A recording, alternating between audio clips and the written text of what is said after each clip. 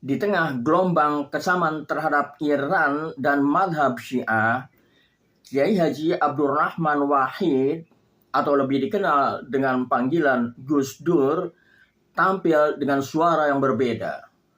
Beliau tidak sekedar membela eksistensi Syiah, tetapi secara terbuka menyatakan kekagumannya terhadap revolusi dan semangat keilmuan di Iran. Kini, puluhan tahun setelahnya, banyak hal yang beliau lihat dan apresiasi terbukti memiliki pijakan yang kuat, baik secara politik, intelektual, maupun spiritual. Dikutip dari buku Ilusi Negara Islam, Gus Dur menyatakan secara eksplisit, orang Syiah itu punya tradisi keilmuan yang sangat kuat.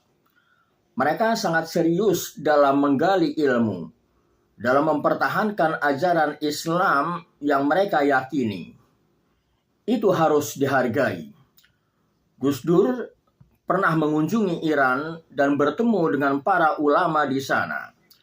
Beliau melihat dari dekat bagaimana revolusi Islam yang dipimpin oleh Ayatullah Khomeini bukan sekedar gerakan politik, tetapi juga kebangkitan moral dan spiritual rakyat yang tertindas.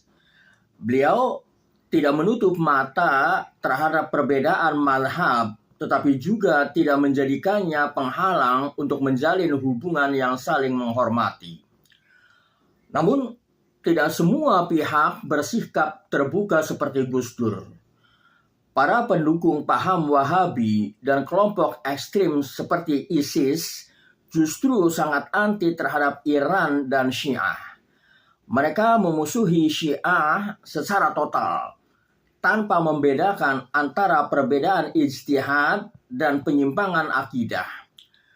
Kebencian itu kemudian berkembang menjadi kekerasan sektarian yang menghancurkan nilai-nilai Islam itu sendiri. Ya, banyak umat Islam masih terjebak dalam pola pikir logika biner. Jika bukan Sunni, maka sesat. Gus Dur mengkritik keras cara berpikir seperti ini. Dalam bahasa logika, kesalahan seperti ini disebut dengan false dilemma. Seolah hanya ada dua pilihan ekstrim, padahal kenyataannya jauh lebih kompleks. Sebagaimana dijelaskan Irving M. Kobe, a false dilemma is committed when two choices are presented as the only possibilities, when in fact more exists. Dilema palsu terjadi ketika hanya dua pilihan dianggap mungkin, padahal kenyataannya ada lebih banyak. Kekaguman Gus Dur terhadap Iran justru lahir dari cara pandang filosofis dan logis. Beliau menilai kualitas, bukan identitas. Dalam satu kolomnya, dalam Bangkitnya Militansi Islam, Gus Dur menulis, "Saya tidak ingin terjebak dalam konflik Sunni Syiah. Kita harus melihat substansi, bukan sekedar identitas. Iran, meski Syiah, punya banyak hal yang bisa kita pelajari." Gus Dur juga menilai bahwa peradaban Islam justru tumbuh dalam ruang dialog, bukan permusuhan. Maka ketika sebagian umat Islam mengaitkan Syiah dengan fitnah dan bid'ah, dalam Islamku, Islam Anda, Islam kita, Gus Dur menanggapi dengan kritis halus. Orang terlalu cepat menyebut sesat kepada yang berbeda. Padahal kalau belajar dengan benar, mereka akan tahu bahwa perbedaan itu sudah ada sejak masa sahabat. Dalam konteks ini, filsafat etika memberikan resonansi yang kuat. The face of the other is the beginning of all ethics.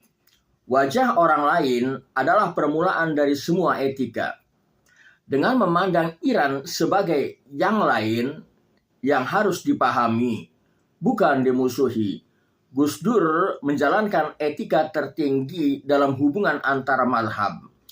Begitu pula dengan Syed Hussein Nasr, filsuf Iran yang sangat dihormati, menulis, "The unity of Islam lies not in uniformity, but in the harmony of diversity."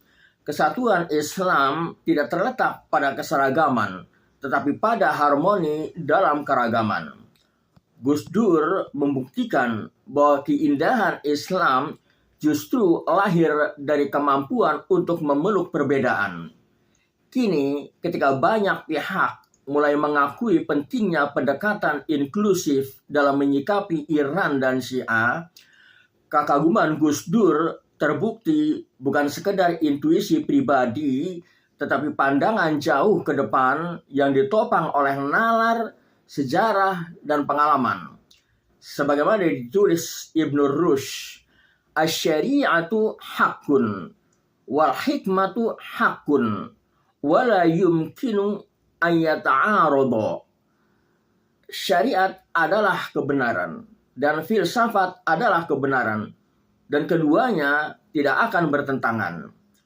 Gus Dur tidak sedang mengorbankan akidah saat menghargai Iran, melainkan menunjukkan bahwa kebenaran bisa bertemu dalam wajah yang berbeda.